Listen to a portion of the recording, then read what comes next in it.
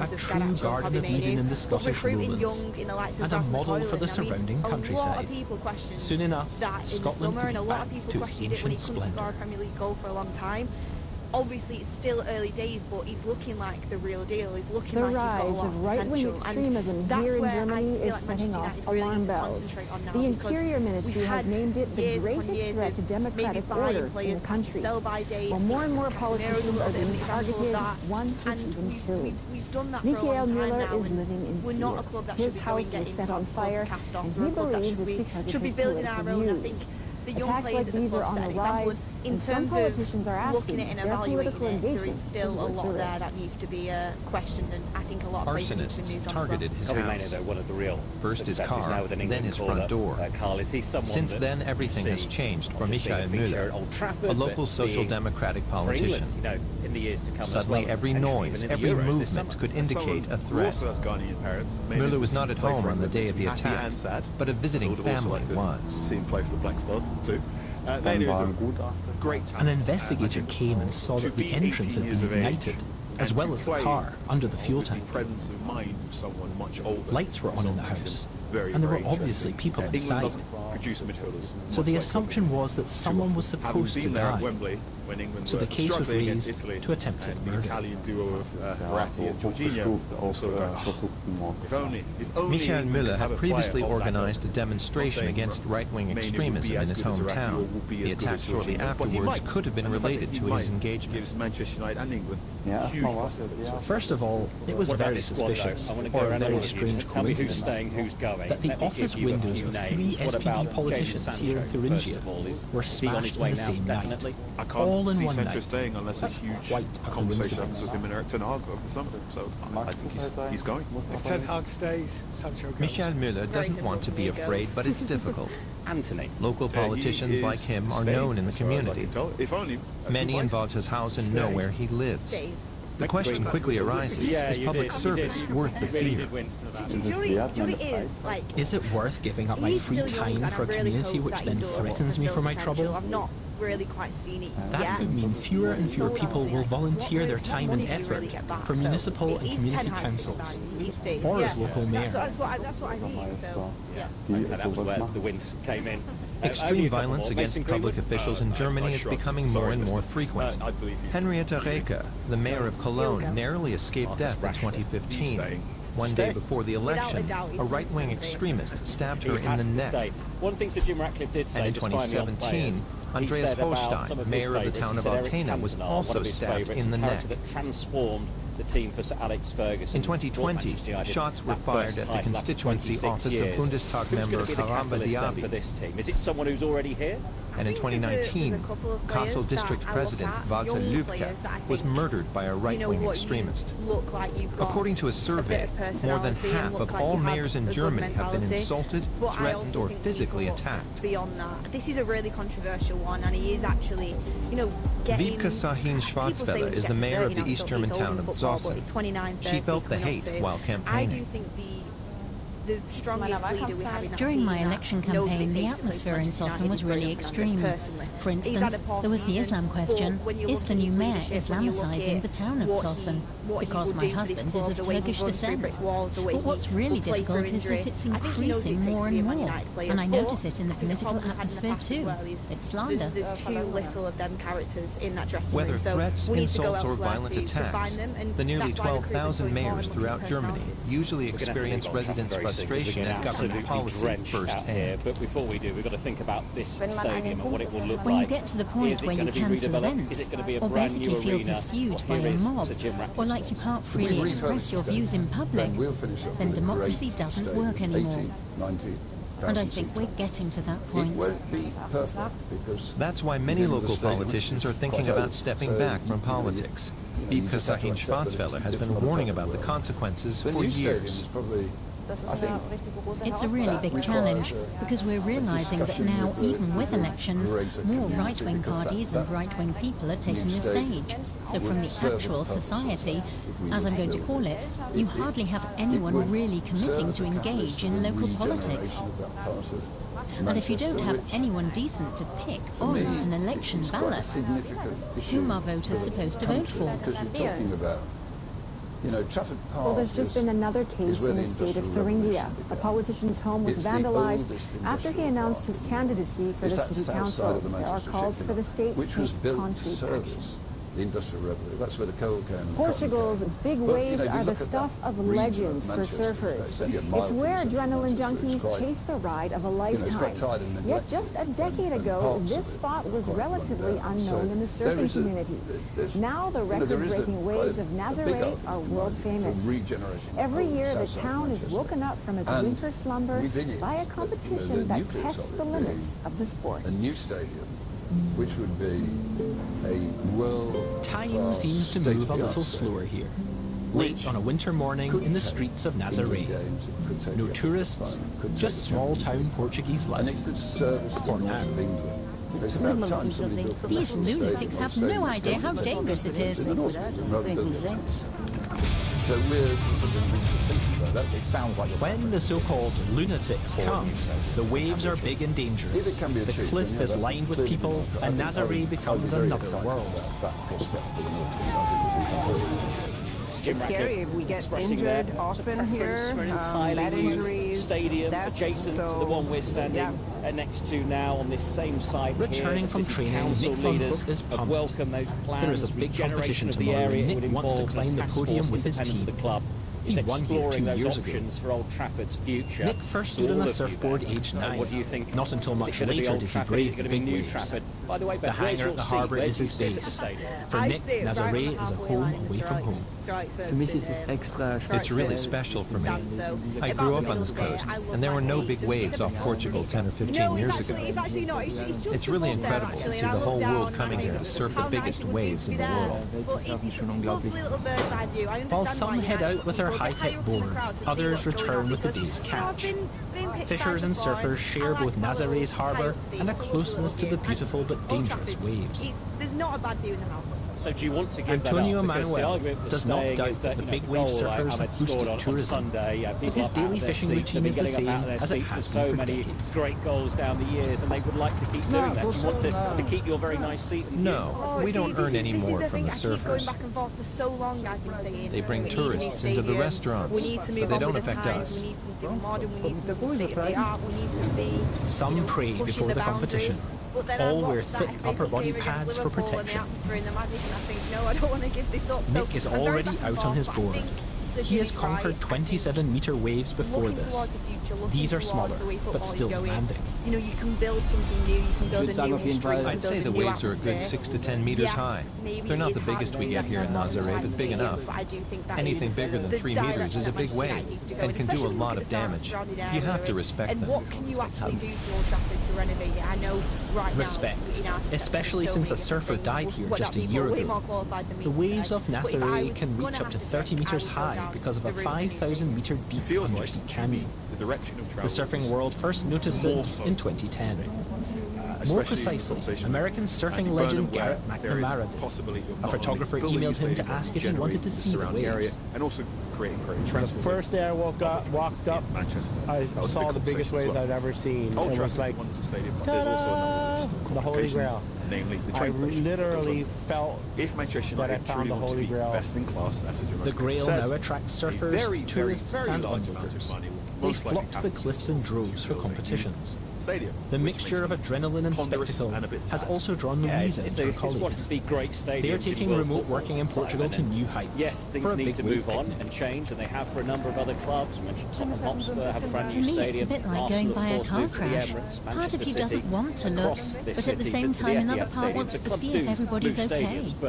Especially when there's a wipeout. It is an iconic stadium. It's really intense. And Real Madrid have managed to kind of renovate This Bernabeu, is what a and they're wipeout staying looks there. like. It's going to cost A wave lot sweeps of Nick money off his to surfboard. stay here. He loses It's both his gonna cost board even and precious more money time to fighting the move. waves. Maybe in That's 50 it years' for his time, title. Will they still be here anyway? I think that Maya Gabira from Brazil surfs to the women's podium against only one competitor. So far, big waves have been a boys' club. Anything, we just started later, so we need some time to catch up. And a lot of Nick rounds out the day with friends, despite not coming out on top. But tomorrow he'll be back on his board. He has made a profession out of surfing and self-promotion. And on it goes. It's time for the surfers to set out for new shores. And the people of Nazaré can breathe easy after a successful surfing season. Manchester United get back on their perch.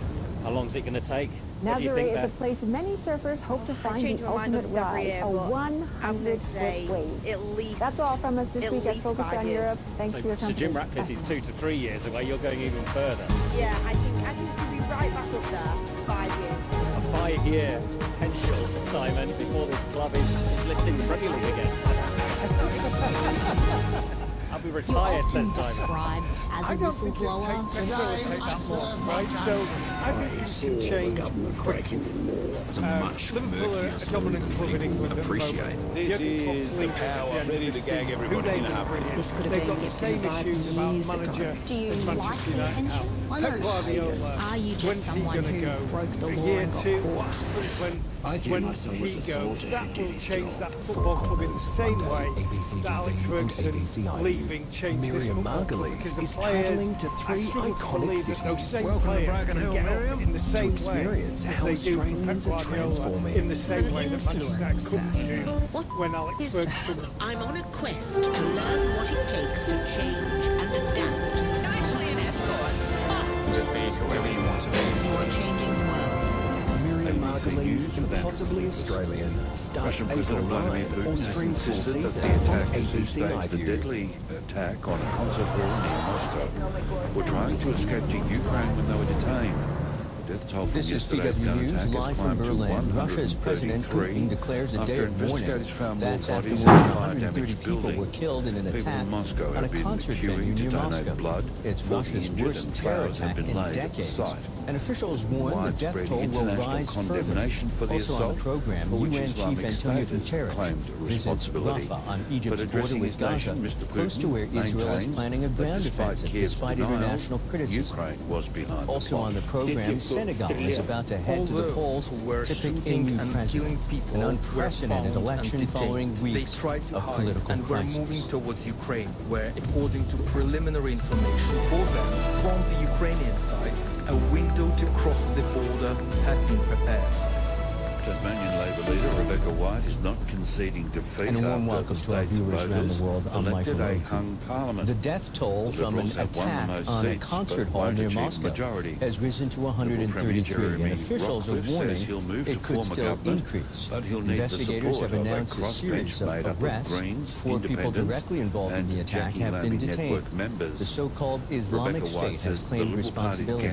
A warning, the following report contains images you might find There are still votes to be counted, but what is clear is the Liberal Party will not be getting a majority. Tasmanians have humbled rescuers are a finally premier who able called an to early enter the election building. expecting Inside, to be returned in debris majority.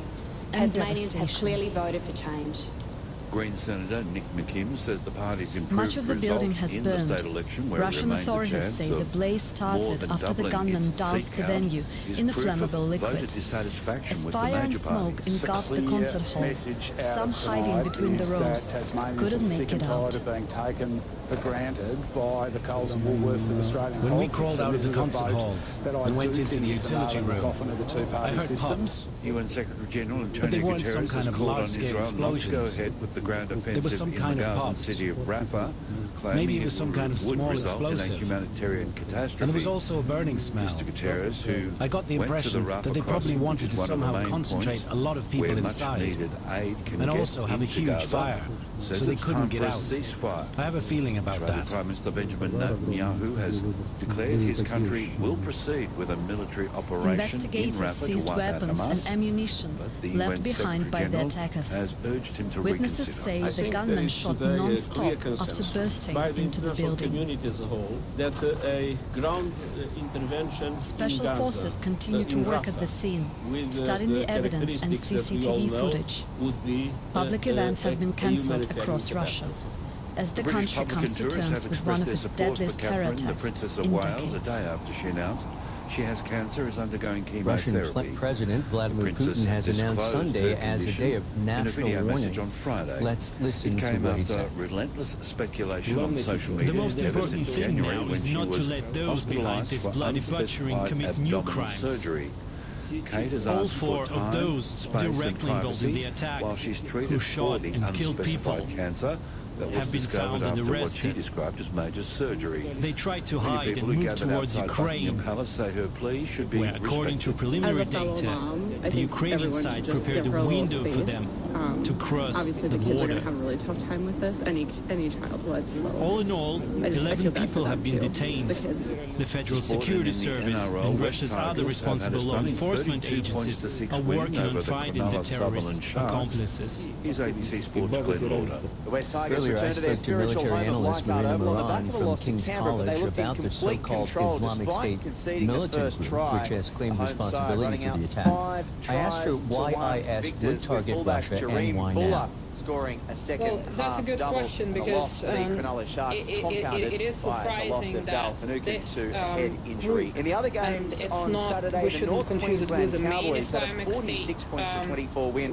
over the which St. is still George active in Illawarra Iraq. Dragons at Cogra. It's Islamic Canterbury State Bankstown Bulldogs which is thrashed a the Gold different Coast group. Titans Case stands 32 for points to Khorasan. nil at Belmore. These guys were operating in Afghanistan, You're up to so date with the latest from they were ABC also News. a danger For more to news both at the any Taliban time, and the you can US download forces the there, and they ABC started in Listen 2014, and allegedly they also have ties to the North Caucasus, and they have claimed attacks, for instance, the one in Iran, also killing a lot of people just recently. So the problem here is that, yes, they do have grievances, and they have been criticizing Putin, and they have been accusing Russia of being implicated in suppressing Muslims. But the problem is the timing. Why now? Because the Russians were fighting the Islamic State in 2018, so it would make much more sense. But why did they wait until after the election to conduct their attack? And what exactly is their message at this stage? And how credible are they? They have claimed attacks in the past, which they didn't conduct. So there are a lot of questions about this right now. I'm curious, how much of a presence does Islamic State have in Russia or in the region? Well, there is some presence in Russia, and as a matter of fact, the FSB claims that they have prevented a synagogue shooting after the U.S. intelligence had issued a warning to American citizens on March 7th, I believe it was.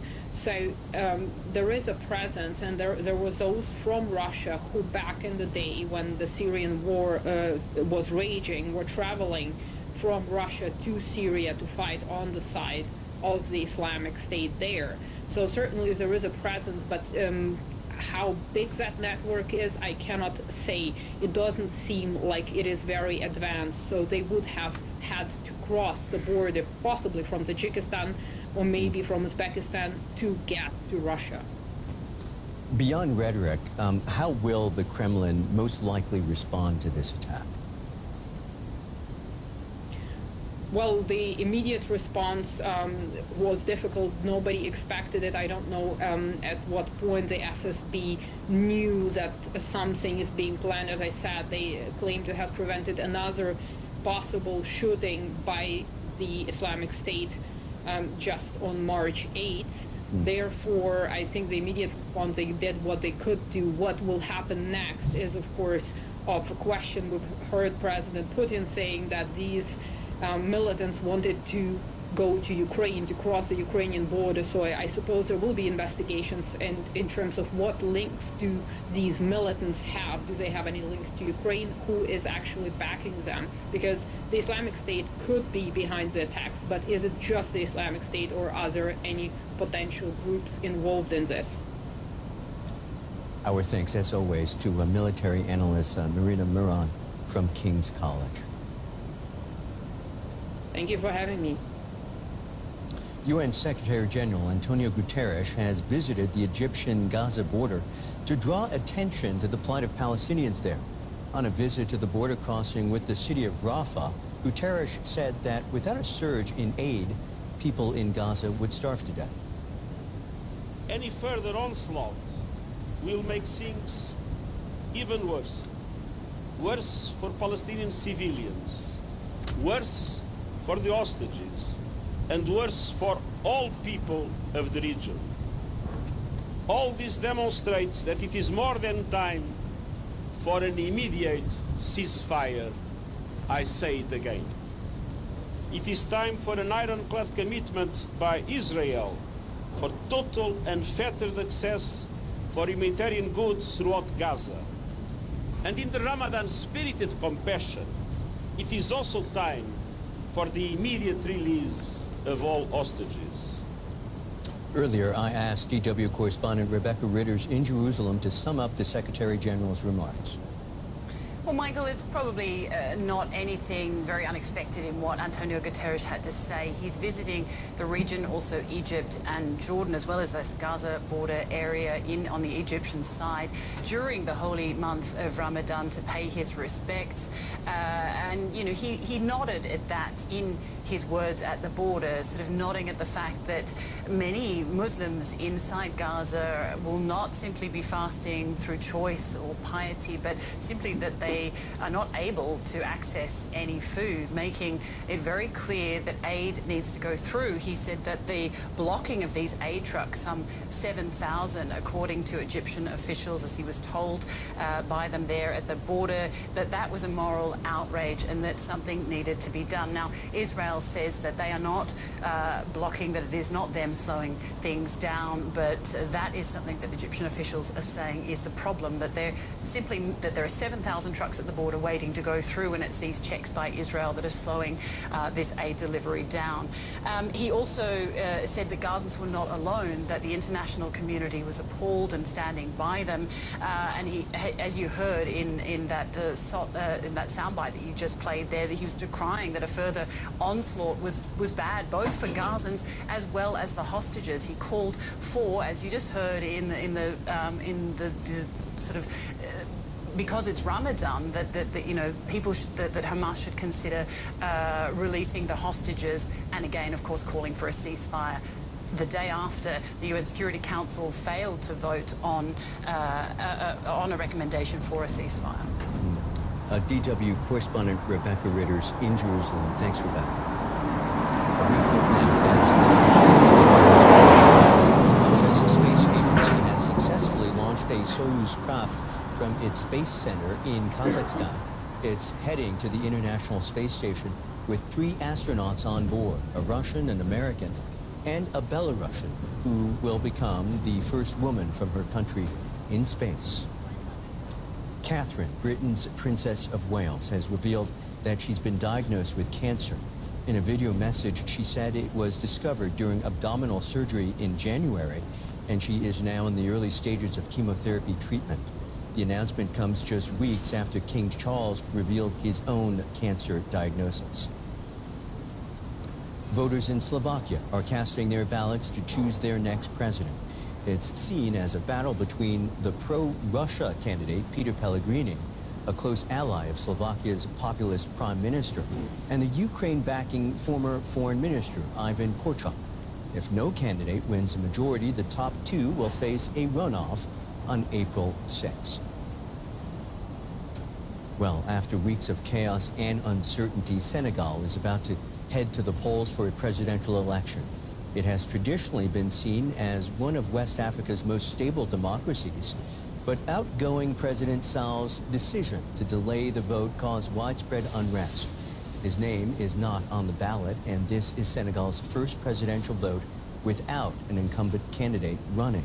Observers hope this election will not only bring change, but also bring back stability. It's been a turbocharged presidential election campaign. After weeks of confusion, most voters want only one thing, and that's to move forward. The country needs change. We are going to change this country on polling day by choosing our best candidate. We are going to vote because we want change in our country. It's hard in Senegal. There are a lot of taxes. We can't work. We want change. We want someone who will take Senegal forward. That means moving on from outgoing President Macky Sall. He was elected 12 years ago on the promise of widespread reforms, including reducing the power of his own office. But unrest has grown along with government discontrol. Senegal, a normally stable democracy, suddenly finding itself in turmoil.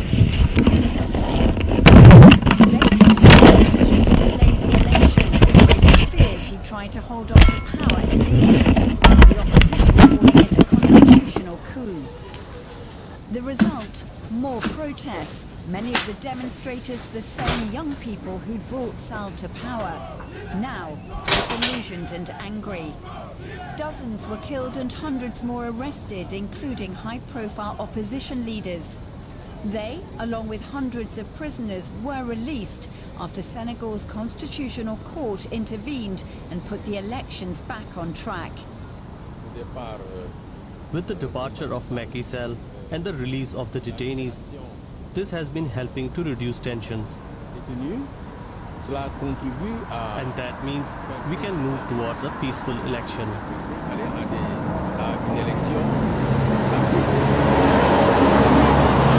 And Senegal's headlines will soon spell out political change, while living up to the country's image as a beacon of stability in coup-hit West Africa. And we will end it there. Up next, Sports Life looks at exercise addiction when sport becomes a drug. I'm Michael Oku. Thanks for watching DW, and do stay with us if you can.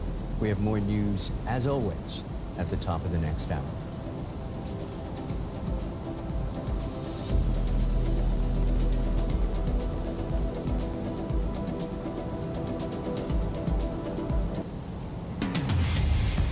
Premier Jeremy Rockliff claims victory in Tasmania's state election despite projections the Liberal Party will fall short of a majority. Looks like a fourth consecutive win for the Liberal Party. It is clear that Tasmanians have voted to reject the Liberals.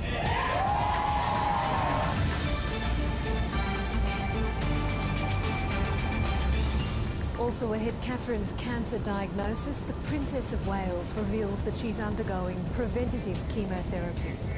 Russia arrests 11 people in connection with a deadly mass shooting in a concert hall near Moscow. And Max Verstappen sets a blistering record lap to secure pole position in the Australian Grand Prix.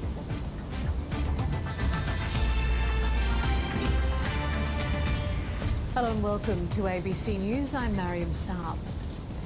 Premier Jeremy Rockliff has claimed victory and a fourth term in government for the Liberal Party, despite ABC projections showing the party well short of a majority.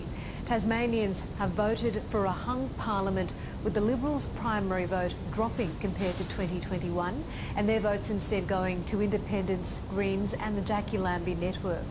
Mr Rockliff says that he's only just getting started and will seek to form a new minority government. Looks like a fourth consecutive win for the Liberal Party.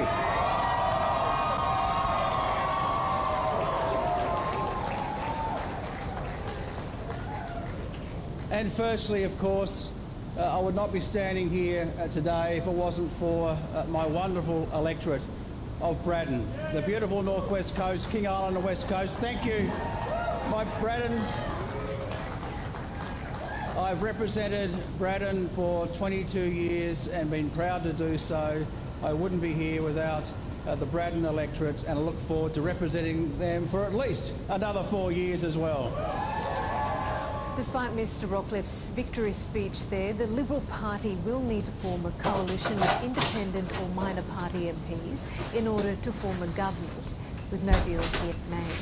Labor leader Rebecca White also spoke from the tally room earlier.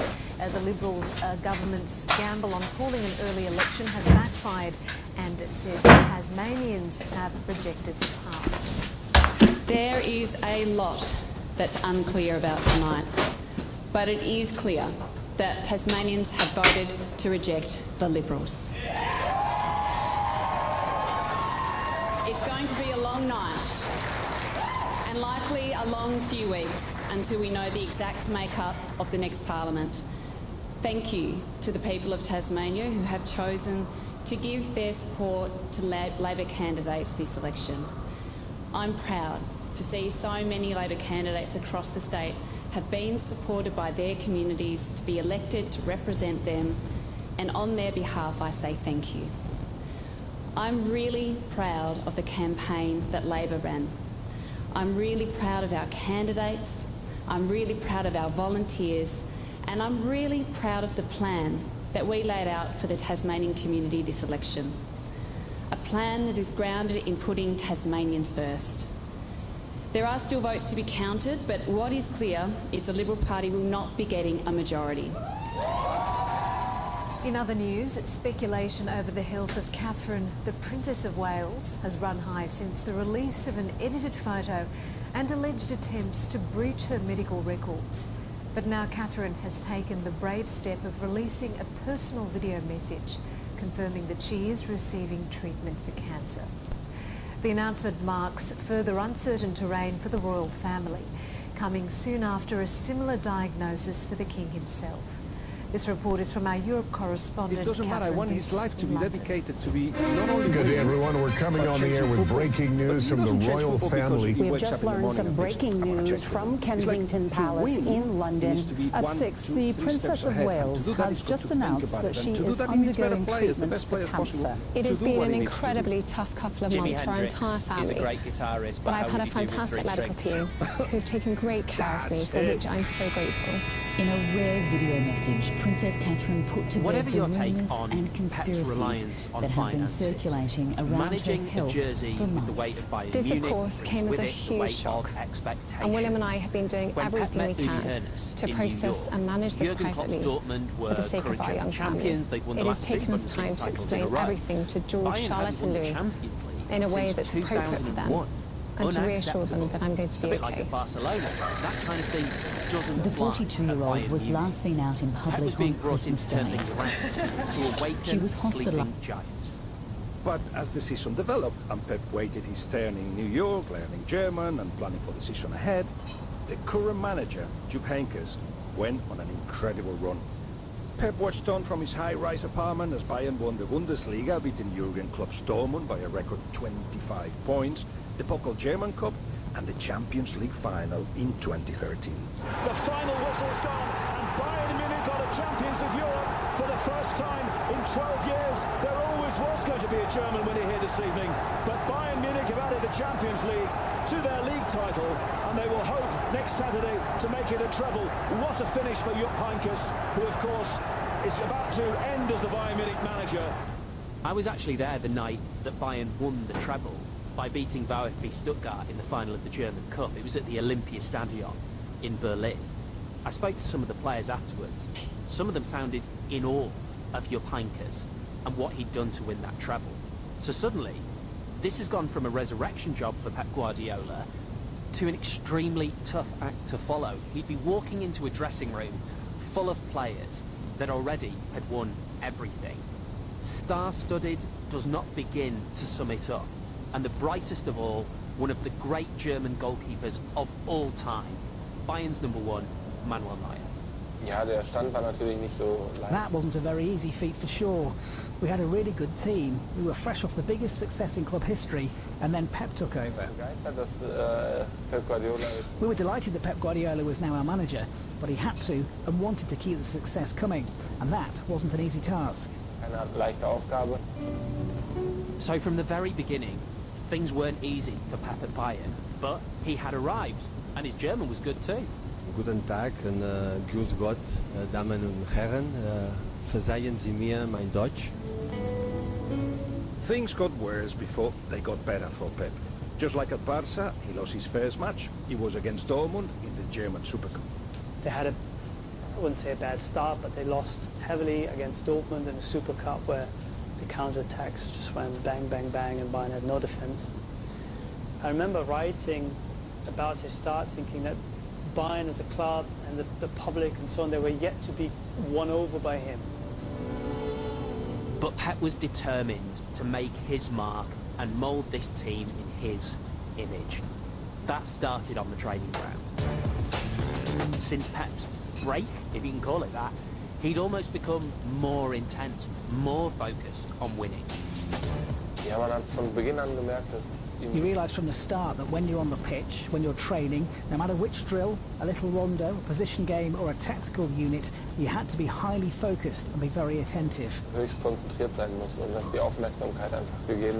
Sometimes he stopped a drill, sent us to the dressing room and said there's no point because he noticed the boys' heads weren't in it. He couldn't be bothered with that, got the hump and said let's try it again. If you don't want to learn, then you won't.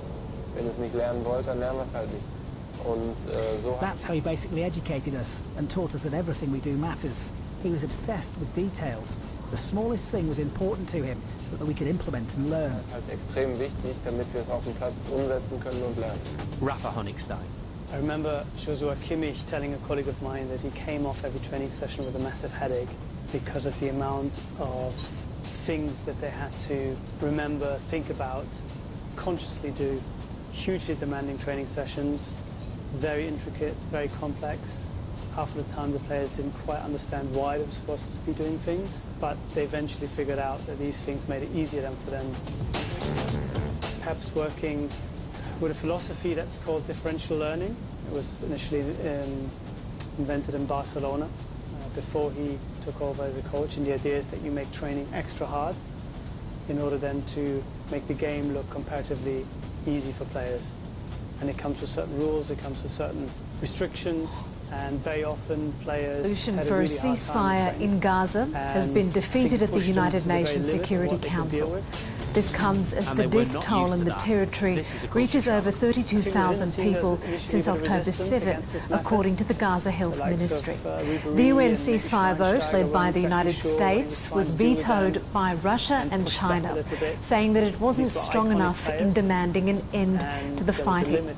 Israeli Prime Minister Benjamin Netanyahu is vowing to press on with plans for a ground offensive into Rafah with or without US support. This is despite warnings from the US that any such assault would alienate its allies. It risks killing more civilians. It risks wreaking greater havoc with the provision of humanitarian assistance. It risks further isolating Israel around the world and jeopardizing its long-term security and standing. 3 people are dead after a horror 5-vehicle crash on the Bruce Highway at the Maryborough in Queensland's Wide Bay region.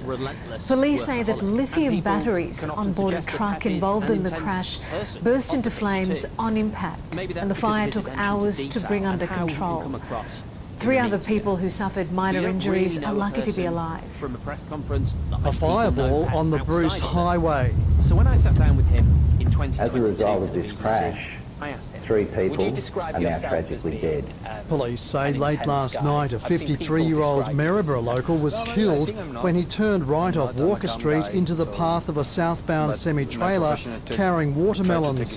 The heavy vehicle slammed into another semi-trailer which was travelling north. It was carrying a load of lithium batteries. The trucks burst into flames. Both drivers died at the scene. The fire was so intense, specialist police officers had to be called in to identify the men. The Disaster Victim Identification Unit only comes to scenes like aeroplane crashes. 2 other vehicles travelling north also collided with the semi-trailers. A 22-year-old woman and a 27-year-old man from the Northern Territory and a 50-year-old Townsville man whose 4-wheel drive was towing a caravan received minor injuries. They were taken to hospital but have been released. Those people are likely to be alive. The fire and the collision from those trailers, had it come within probably another metre of them, they'd all be dead. The Forensic Crash Unit is investigating. Anyone with dash camera footage is asked to contact police. Queensland's road toll has increased to 60, 10 more than this time last year. James Kelly, ABC News. And in sport, Red Bull's Max Verstappen has set a new record for the fastest lap at the Australian Grand Prix, securing pole position ahead of Sunday's Formula One race in Melbourne. Australian McLaren driver Oscar Piastri will also start up the grid, finishing 6th fastest in qualifying and setting the stage for a blistering race in front of a record crowd. Red Bull's Max Verstappen unbeatable in 2024, but Ferrari threw down the gauntlet to start the day. There's the return of serve for Charles Leclerc clocked the fastest time in practice heading into qualifying. 3 rounds, the slowest 5 drivers are eliminated after the first 2, and Aussie Daniel Ricciardo was among them.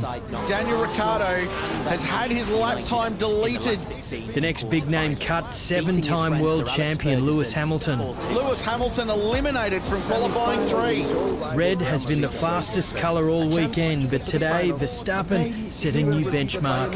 He improves his time and does a 15.9. What's the Ferrari got? Perez goes second. Is it enough for Carlos? Not quite. Carlos Sainz fell just short as Max Verstappen secured back-to-back Australian GP pole positions. Aussie Oscar Piastri will start his home race from 6th in his McLaren. More than 130,000 fans poured through the gates at Albert Park, a Saturday record. We're faster than the F1 cars, like us fans, so.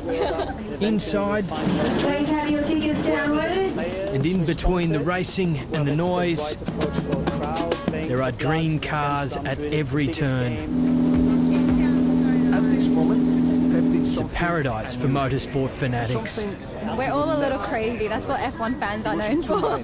So I come from Bangladesh and I chose Australia, Melbourne, just so that I could watch the race. I chose to study here just for the race. Mike Lorrigan, ABC News, Melbourne. Yes, we spoke about it in a meeting. Let's take a quick look at the weather in our capital cities for Sunday. Brisbane, a chance of showers there. Sydney will be mostly sunny. Canberra, foggy then sunny. Melbourne, mostly sunny. In Hobart, there's possible showers about. Adelaide and Perth will be sunny. And for Darwin, a chance of showers there, reaching right up to 33 degrees. And that's the latest from ABC News. I'm Mariam Saab. Thank you for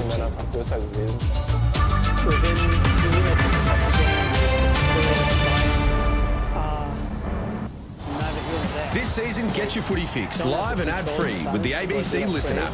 He strikes it! He likes it! AFL, NRL, men's and women's. Game, set, bingo! Whatever footy you're after, we've got you covered. Straight through the middle. Every try, goal, mark and tackle. Going in to score! Called by ABC Sports expert commentary team. That is an amazing goal! AFL and NRL, live and ad-free.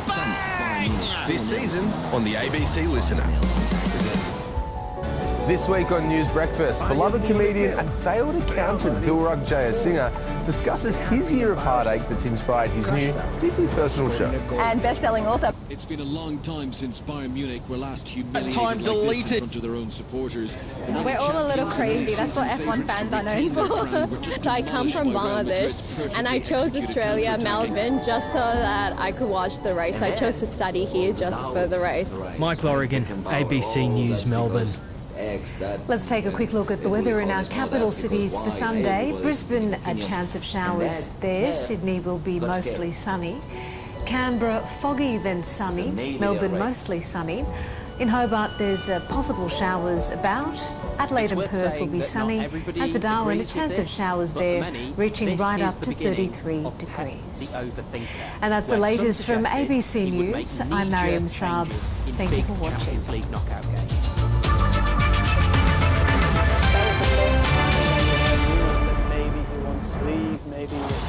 This season, get your footy fix live and ad-free with the ABC Listen app. He strikes it!